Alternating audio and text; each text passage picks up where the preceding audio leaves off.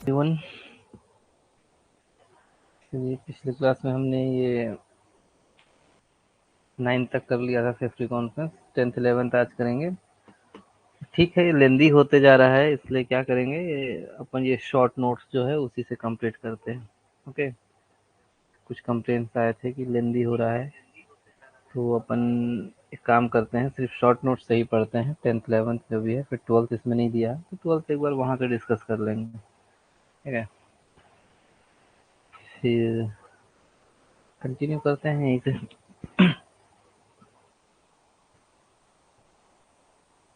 Battery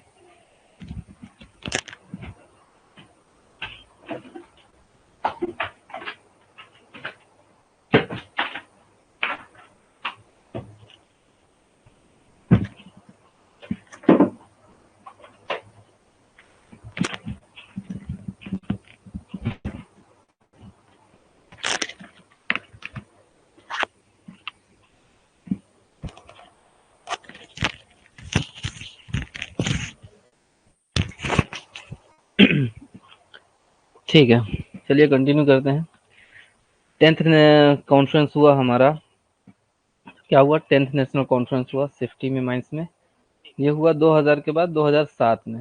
okay, और 2000 हुआ, फिर 2007 में आपका क्या हुआ?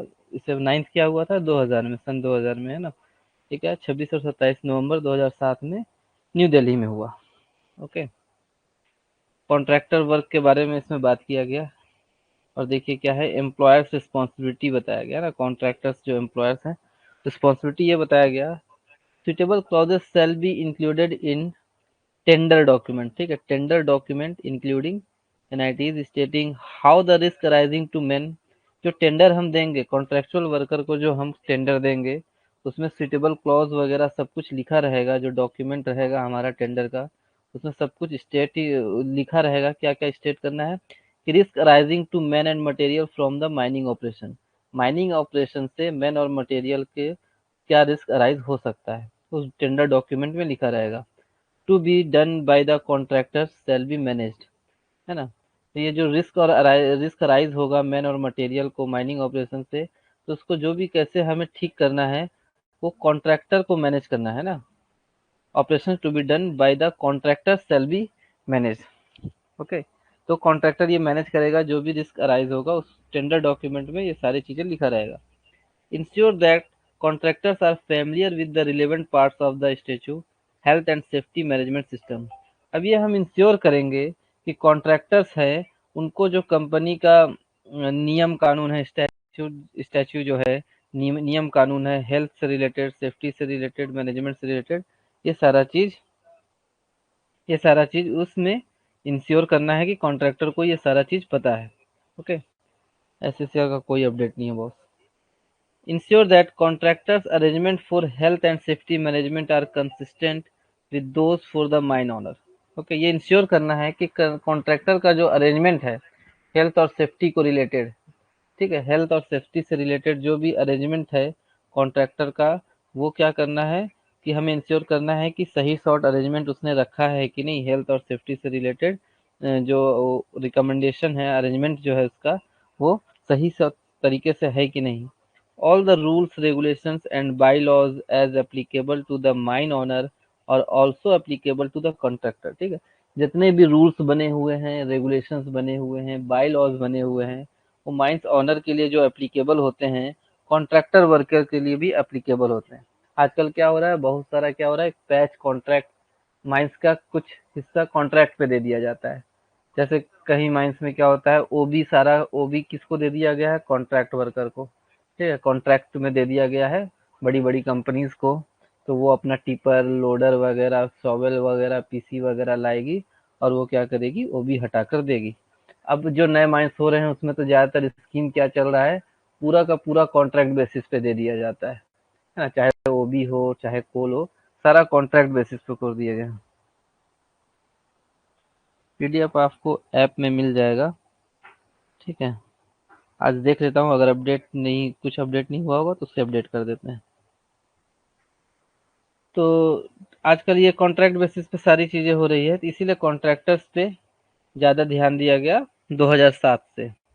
ओके, तो जो रूल्स रेगुलेशन कॉन्ट्रैक्ट ऑनर पे अप्लाई होगा वो कॉन्ट्रैक्टर पे भी अप्लाई होगा। Details of the contractors workman should be maintained in the honours form A register. ठीक है, जो पहले बी फॉर्म रजिस्टर होता था वो अब क्या हो गया है, फॉर्म ए रजिस्टर। तो जो भी कॉन्ट्रैक्टर वर्कमैन भी आएंगे उनको अभी हम क्या करेंगे, फॉर्म ए के रजिस्टर में उसका सारा डिटेल्स वगैरह लिखेंगे।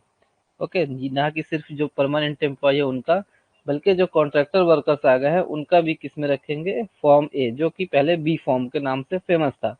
और जो अटेंडेंस का रजिस्टर क्या हो गया, डी। ठीक है, जो whereas D register for contractor man में be maintained independently by the owner. एक पहले सी डी था अटेंडेंस रजिस्टर, अब अटेंडेंस रजिस्टर सिर्फ और सिर्फ क्या हो गया, डी। ओके, जो कॉन्ट्रैक्टर वर्कर्स है उनका बी ए फॉर्म भी अलग से भरना है, और जो अटेंडेंस का रजिस्टर है मतलब डी रजिस्टर जिसे बोला जाता है वो कॉन्ट्रैक्टर का, उसे भी इंडिपेंडेंटली ऑनर के द्वारा मेंटेन करना है। Ensure that contract should preferably be of longer period, है ना। छोटे छोटे पीरियड का कॉन्ट्रैक्ट लेंगे तो बार बार नया नया कंपनी आएगा, फिर नया सेटअप करेगा, उसके नए वर्कर्स को फिर से ट्रेनिंग वगैरह देना पड़ेगा। इसलिए ये किया गया, रिकमेंडेशन दिया गया कि जो आप टेंडर देते हैं, कॉन्ट्रैक्ट पे काम देते हैं, तो वो कोशिश करें, क्या करना है, इंश्योर करना है हमें कि वो लॉन्गर पीरियड का हो, जिसमें कम से कम 3 साल, so that there is adequate scope of management of safety by the contractor। लगभग 3 साल रहेगा तो उसको समय मिलेगा कि हाँ सेफ्टी से रिलेटेड कुछ काम करने के लिए। अब 6 महीने के लिए आया है, वो जल्दी जल्दी काम करके भागने का सोचेगा। ओके, फिर अगला क्या, ensure that the contractors provide the machinery operator and other staff with return safe work procedure. ठीक है, ये इंश्योर करना है कि जो कॉन्ट्रैक्टर मशीन प्रोवाइड कर रहा है, ऑपरेटर प्रोवाइड कर रहा है, स्टाफ प्रोवाइड कर रहा है, वो उनके पास क्या है, वर्क प्रोसीजर उनको पता हो, है ना। जो वर्कर्स उनके प्रोवाइड किया जा रहा है उनको वर्क प्रोसीजर पता हो, जो वर्क करना है, स्टेटिंग clearly the risk involve and how it is be managed. और उन्हें ये सही, ये भी उनको बताना है, जो हमारे स्टाफ वगैरह जो कॉन्ट्रैक्टर के आ रहे हैं उनको ये भी बताना है कि क्या क्या रिस्क हो सकता है ना, क्या क्या रिस्क हो सकता है इस काम में, और उस रिस्क को कैसे मैनेज करना है। अगला क्या, monitor all activities of the contractors to ensure that contractors are complying with all the requirements of statute and the system related to safety. ठीक है, अब मॉनिटर भी करना है, कॉन्ट्रैक्टर तो चलो ठीक है, तो उनको खुला छोड़ भी नहीं देना है, उनको क्या करना है, मॉनिटर भी करना है कि ये जो कॉन्ट्रैक्टर्स काम कर रहे हैं वो सारे नियम कानून के अकॉर्डिंग काम कर रहे हैं कि नहीं, और जो सिस्टम बनाया गया है सेफ्टी के, सेफ्टी से रिलेटेड जो सिस्टम बनाया गया है उस सिस्टम से काम कर रहे हैं कि नहीं।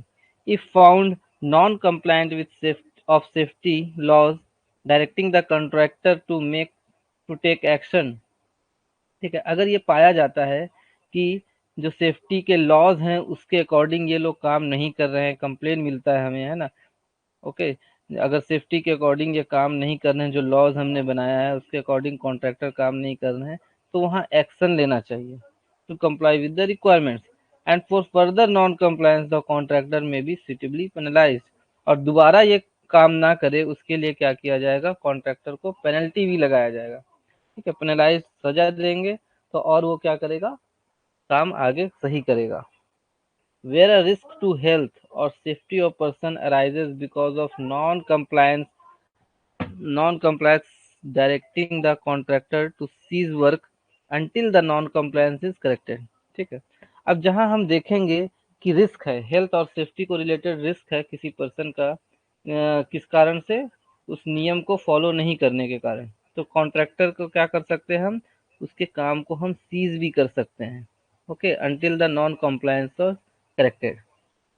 ठीक, अब उसके वो जो हमारा नियम कानून है तो वो फॉलो नहीं कर रहे हैं, रेगुलेशन के अकॉर्डिंग काम नहीं कर रहे हैं, या जो भी एसओपी बनाया गया है, सीओपी बनाया गया है उसके अकॉर्डिंग काम नहीं कर रहे हैं, और हमको दिखता है कि रिस्क है हेल्थ और सेफ्टी को, अगर हमने इन्हें नहीं रोका तो किसी के सेफ्टी, किसी को एक्सीडेंट हो सकता है, किसी के हेल्थ में इफेक्ट पड़ सकता है, तो वहाँ अगर वो नहीं मानता है तो कॉन्ट्रैक्टर के काम को सीज भी किया जा सकता है जब तक कि उस काम को वो ठीक ना करे।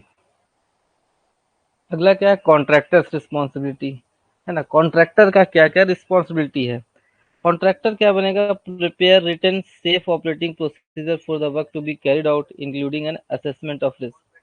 कॉन्ट्रैक्टर क्या करेगा, एक अपना जो भी काम वो कर रहा है उसका एसओपी बनाकर देगा कि हम ऐसे ऐसे काम करेंगे, हमारा इतने मशीन्स लगेगा, ये मशीन ऐसा काम करेगा, पूरा वो अपना एसओपी बनाकर देगा, है ना। और उसमें ये रिस्क असेसमेंट के बारे में भी दिया रहेगा। Provide a copy of the SOP to the person designed by the mine owner who shall be supervising the contractor's work. ठीक है, ये जो एसओपी बनाएगा कॉन्ट्रैक्टर वो किसको देगा, जो भी इसके ऊपर सुपरवाइजर लगाया गया है, मैनेजमेंट के तरफ से जो भी सुपरवाइजर लगाया गया है उसको क्या देगा, ये एसओपी उसको एक कॉपी देगा। Keep an up to date SOP and provide a copy of changes to person designated by the man owner. ठीक है, मैन ओनर के द्वारा जो भी उन्हें सुपरवाइज करने के लिए जो भी लगाया जाएगा जिसे भी, तो ये जो एसओपी अप टू डेट और एक कॉपी, अगर कुछ चेंज करते हैं, ठीक है, चेंजेस करते हैं तो उसका चेंज का भी कॉपी उसको देगा। Ensure that all work is carried out in accordance with the statute and SOP, and for the purpose he may deploy adequate qualified and competent personnel for the purpose of carrying out the job in a safe manner। अभी हमें क्या करना है, ये ensure करेगा कि सारा work जो हो रहा है वो किसके अकॉर्डिंग हो रहा है, जो भी स्टैचू बनाए जाते हैं, है ना, जो भी हमारा नियम कानून है उसके अकॉर्डिंग काम हो रहा है, एसओपी के अकॉर्डिंग काम हो रहा है। और इस पर्पज के लिए क्या किया जाएगा, एक क्वालिफाइड और कॉम्पिटेंट पर्सन को लगाया जाएगा ताकि उनको ये देख रेख करे, उसके देख रेख में काम हो, ताकि जॉब जो है वो सेफ मैनर में चले। ओके, ये सारे था। अब जो इस नोट्स में नहीं लिखा है उसे भी पेन से लिख दिया गया है कि जितने भी सुपरवाइजरी स्टाफ है उनको क्या करना है, ट्रेनिंग भेजना है सेफ्टी मैनेजमेंट का। ये शायद हमने पहले भी कॉन्फ्रेंस में पढ़ा है। ठीक है, सेफ्टी मैनेजमेंट फॉर 2 वीक्स, कम से कम 2 सप्ताह के लिए क्या भेजना है, जितने भी सुपरवाइजरी स्टाफ है उनको 2 सप्ताह के लिए सेफ्टी मैनेजमेंट के ट्रेनिंग में भेजना है, इन एवरी 5 ईयर। ठीक है, हर 5 साल में, covering about 20% strength every year, हर 5 साल में। मतलब एक बंदा अगर अभी ट्रेनिंग किया तो उसका कब कब पारी आएगा, 5 साल में। तो ऐसा हमें अरेंजमेंट करना है कि हर साल 20% लोगों का ट्रेनिंग हो। अब ये पहले भी हमने पढ़ा था कि ऑडियोमेट्री टेस्ट करना है कहाँ, जहाँ वर्कर 90 डेसिबल से ज्यादा में काम करता है वहाँ क्या करना है, ऑडियोमेट्री टेस्ट करना है। कॉन्ट्रैक्ट वर्कर पहले ही आ गया था, लेकिन इसमें क्या 2007 में कॉन्ट्रैक्ट की तरफ बहुत ज्यादा बढ़ गया माइंस, है ना। आप अभी देखेंगे तो कंटिन्यूस माइनर वगैरह अंडरग्राउंड में देखा जाए तो मैक्सिमम माइंस में कंटिन्यूस माइनर कॉन्ट्रैक्ट बेसिस पे आया, है ना। तो इसलिए कॉन्ट्रैक्चुअल वर्क का यहाँ 2007 में डिटेल से बताया गया है। ठीक है, तो यहाँ से क्या हुआ, 2007 से कॉन्ट्रैक्ट वर्कर का बूस्ट हुआ। आप अंडरग्राउंड में देखेंगे तो कंटिन्यूस माइनर आया, ओपन कास्ट में तो ओबी पैच दे दिया जाता है। अब नए ओपन कास्ट कोल इंडिया के भी जो भी खुल रहे हैं वहाँ क्या हो रहा है, कॉन्ट्रैक्चुअल पूरा खुल रहा है। ये हो गया आपका 90 डेसिबल वाला हो गया था। वो वर्क ऑफ स्पेसिफाइड स्कोप और nature develop and provide to the mine owner a site specific code of practice. ठीक है, कुछ अलग नेचर का काम आ गया। ठीक है, कुछ जो वर्क है वो स्पेसिफाइड स्कोप और नेचर, कुछ अलग नेचर का वर्क हो गया, वहाँ कुछ स्पेशल कंडीशन वगैरह आ गया। तो वहाँ क्या करना है, हमें कोड ऑफ प्रैक्टिस तैयार करना है वहाँ का। ठीक है, कोड ऑफ प्रैक्टिस तैयार करेगा। ये किसके बारे में हो रहा है, कॉन्ट्रैक्टर्स का रिस्पॉन्सिबिलिटी है ये सब। ठीक है, कॉन्ट्रैक्टर्स क्या करेगा, वहाँ का कोड ऑफ प्रैक्टिस तैयार करेगा और माइन ऑनर को वो कोड ऑफ प्रैक्टिस देगा कि यहाँ ऐसा कंडीशन है, यहाँ हम ऐसे ऐसे काम करेंगे।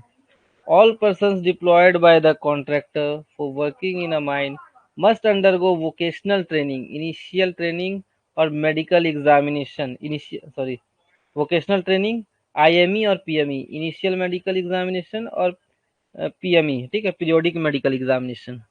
तो ये बोला गया, ठीक है, सिर्फ जो परमानेंट एम्प्लॉय है सिर्फ उन्हीं का ऐसा नहीं है कि वोकेशनल ट्रेनिंग होगा, वीटी होगा, आईएमई होगा, पीएमई होगा, ऐसा नहीं है। जितने भी कॉन्ट्रेक्चुअल वर्कर है उनका भी वीटी होगा, आईएमई होगा और पीएमई होगा।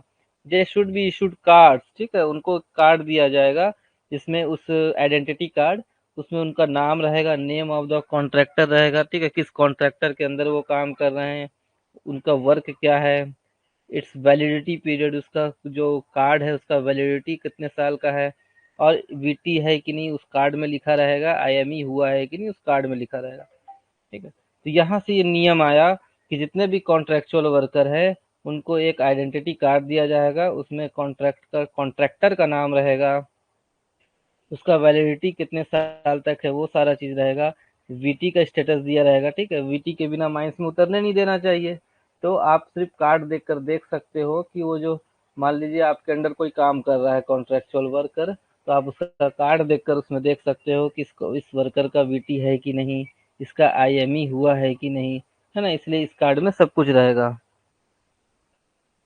Every person deployed by the contractor in a mine must wear safety gadget to be provided by the contractor, है ना, जो जितने भी पर्सन डिप्लॉयड है कॉन्ट्रैक्टर के अंदर वो क्या करेंगे, सेफ्टी गैजेट वगैरह पहनेंगे, है ना, जैसे टोपी, हेलमेट, जो भी है। आप अगर हाइट में काम कर रहा है तो safety belt, goggles. If contractor is unable to provide, अगर कॉन्ट्रैक्टर उन्हें प्रोवाइड नहीं कर पा रहा है तो ऑनर एजेंट और मैनेजर का जिम्मेदारी है माइंस के कि उन्हें ये सेफ्टी गैजेट्स प्रोवाइड करें। The contractor shall submit to DGMS returns indicating, ठीक है, डीजीएमएस को क्या करेगा, सबमिट करेगा। जैसे एनुअल रिटर्न होता है ना हमारा, इसी तरह ये भी क्वार्टरली रिटर्न सबमिट करते हैं।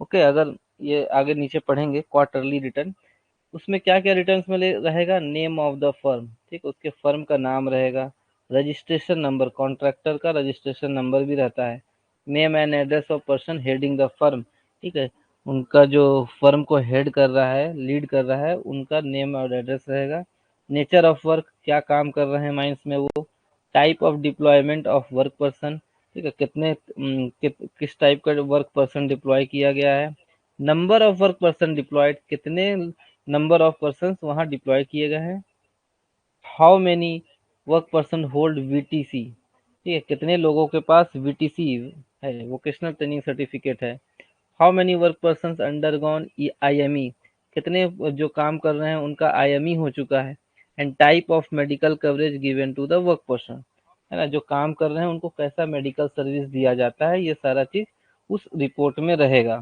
ठीक है, रिटर्न, और उस रिटर्न को कब सबमिट करना है, क्वार्टरली सबमिट करना है, क्वार्टरली मतलब हर 3 महीने बाद। ओके, 10 अप्रैल, जुलाई, अक्टूबर, जनवरी, हर ये अप्रैल, जुलाई, अक्टूबर, जनवरी के 10वें तारीख को क्या करना है, 10वें तारीख से पहले पहले, बाई 10th लिखा है ना, ये जो रिटर्न है वो हर अप्रैल, जुलाई, अक्टूबर, जनवरी, इसके 10वें तारीख के पहले पहले ये रिटर्न सबमिट करना है, उसमें ये सारी चीजें रहेंगी। For contracts of more than 1 year, है ना, 1 साल से ज्यादा है तो क्वार्टरली करना है। अब मान लीजिए 1 ही साल का है या 1 साल से कम का कॉन्ट्रैक्ट है तो हर मंथ उसको सबमिट करना है। However for contracts of less than 1 year, return shall be submitted monthly. Clear है, ये सारा चीज रिटर्न में डालना है और क्वार्टरली सबमिट करना है। अगर 1 साल से ज्यादा है और 1 साल से कम है तो पर मंथ आपको रिटर्न सबमिट करना है। ये सब तक कॉन्ट्रेक्चुअल वर्कर के लिए। अब क्या है, occupational health and surveillance and notified diseases.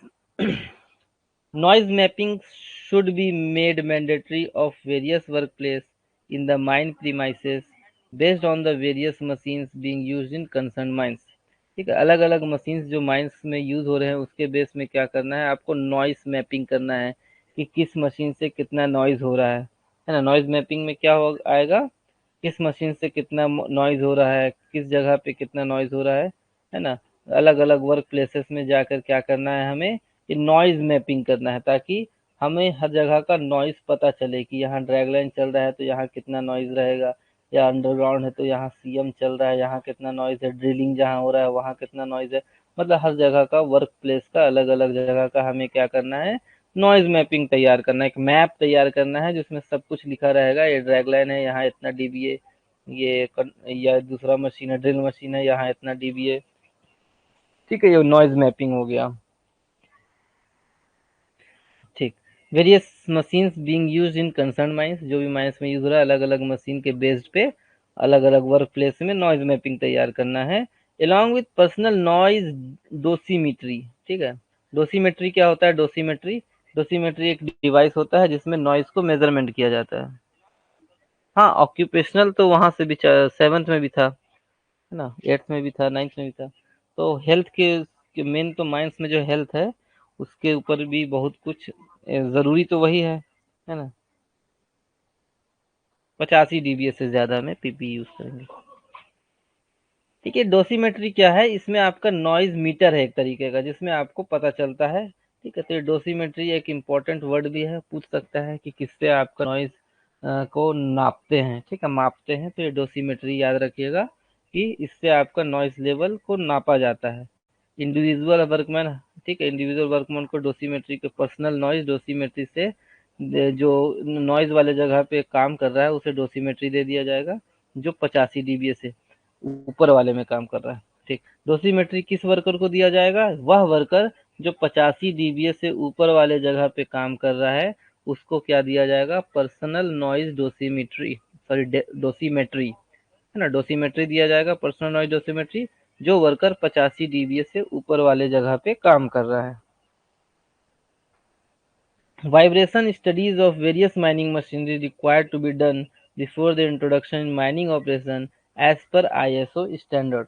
ठीक है, कोई भी मशीनरी को माइंस में उतारने से पहले, इंट्रोड्यूस करने से पहले उसका वाइब्रेशन स्टडीज करना है। ओके, नॉइस का हो गया, अब ये क्या है, वाइब्रेशन। उतारने से पहले ही वाइब्रेशन स्टडी कर लेना है कि उस मशीन में वाइब्रेशन कितना है। Ergonomical assessment of all latest machines before the introduction into mining. देखिए, इस कॉन्फ्रेंस से एर्गोनॉमिक को डिटेल में बताया गया है। ठीक है, 10th कॉन्फ्रेंस चल रहा है 2007 में, यहाँ एर्गोनॉमिकल और डिटेल में बताया गया कि जितने भी लेटेस्ट मशीन्स है उनका एर्गोनॉमिकल असेसमेंट करना है before their introduction into mining. Operation as per ISO standards, ISO standards के according ergonomical assessment should include. ठीक है, एर्गोनॉमिकल असेसमेंट जो हम करते हैं उसमें, एर्गोनॉमिकल असेसमेंट जो हम करते हैं उसमें क्या क्या होना चाहिए। एक तो वर्क प्रोसेस को असेसमेंट होना चाहिए कि जो काम करने का प्रोसेस है ना, उसका असेसमेंट होना चाहिए कि ये प्रोसेस सही है कि नहीं। और दूसरा क्या है, वर्किंग टूल्स और एड्स। ठीक है, वर्किंग टूल्स वगैरह जो है उसका असेसमेंट करना है। और वर्किंग पोस्चर, पोस्चर मतलब जो या तो खड़े होकर करेगा या बैठ करके, मतलब जब काम करने के दौरान इंसान का जो बैठने का तरीका है वो सही से है कि नहीं, उसके मसल्स में कुछ इफेक्ट तो नहीं पड़ेगा। ये सारा चीज एर्गोनॉमिक के असेसमेंट में अंदर आता है।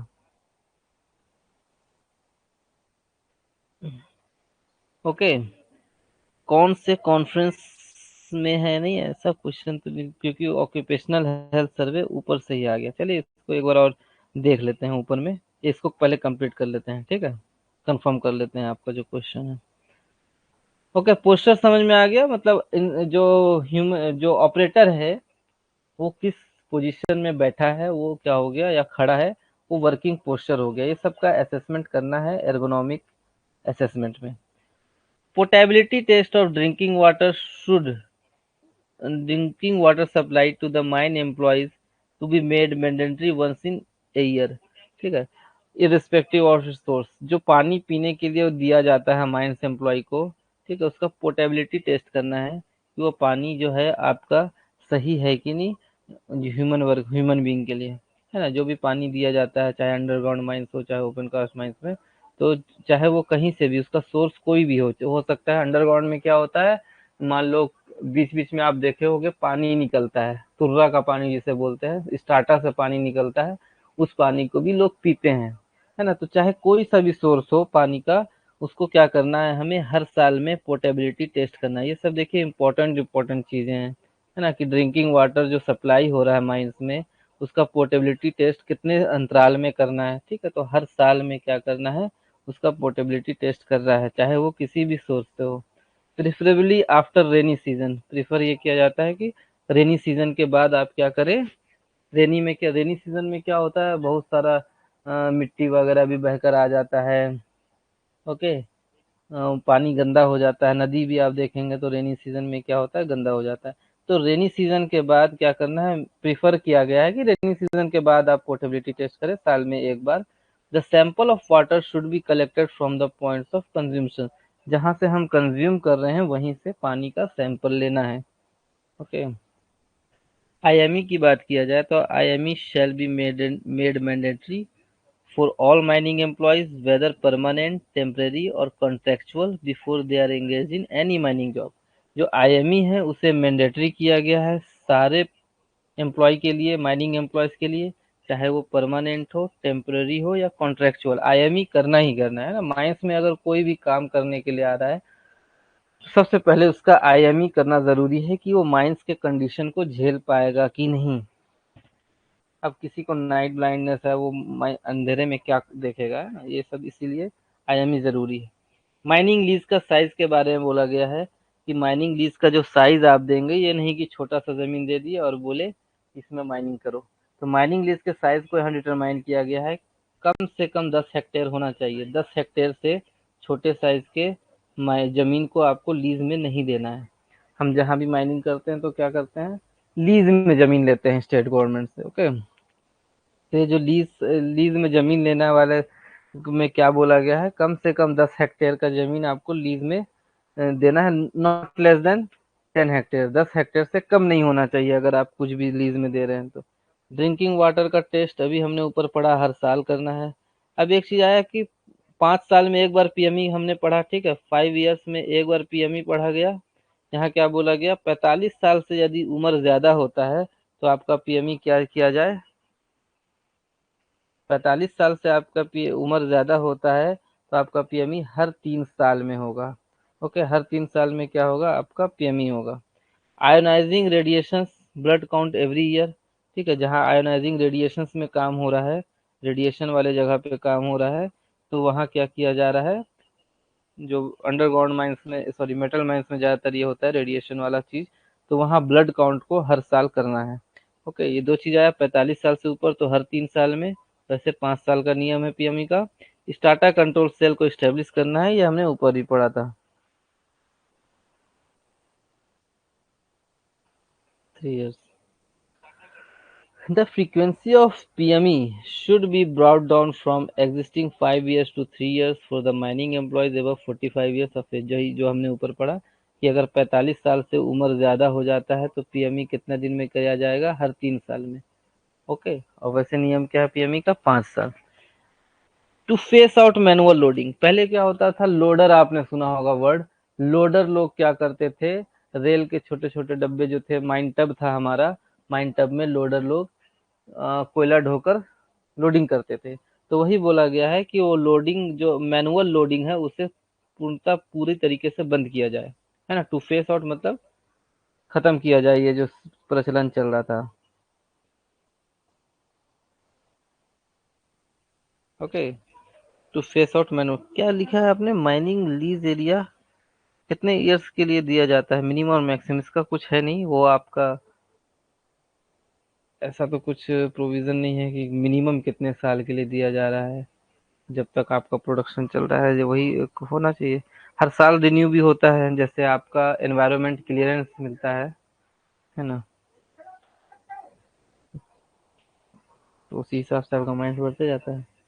ये हो गया, स्टाटा कंट्रोल सेल को स्टेब्लिश करना है कॉर्पोरेट और एरिया लेवल पे। जो स्टाटा कंट्रोल, जो हमने पिछले कॉन्फ्रेंस वगैरह में पढ़ा है, दिया है strata control cell. Below ground communication and tracking system, जो कम्युनिकेशन सिस्टम जो है बिलो ग्राउंड का, उसे सुधारना है हमें।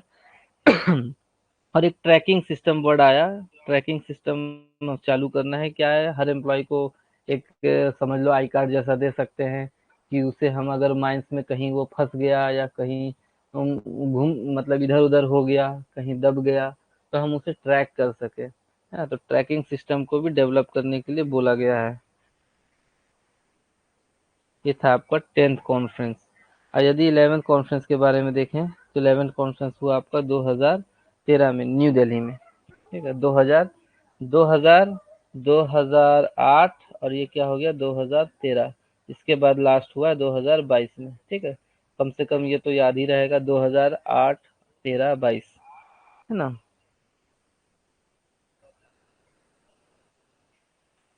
चलिए, focus on small scale mining. To watch the complete video, download the Mining Gyan app from the Play Store. Enjoy a seamless learning experience without interruptions and subscribe to our YouTube channel.